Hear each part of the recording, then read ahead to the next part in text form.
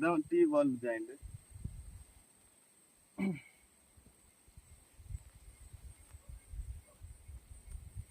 Okay, one side இப்படி போட்டாச்சு.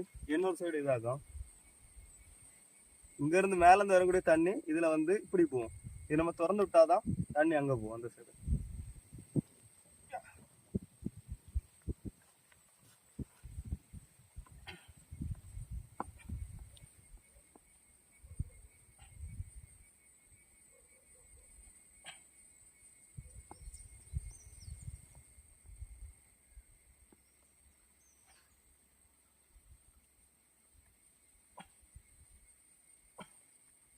இதுல ஒரு லைன் போட்டிருக்கு மக்கா, அந்த லைன் வரைக்கும் ஓசை ஏற்றி விடணும், அப்போதான் லீக் ஆகாது.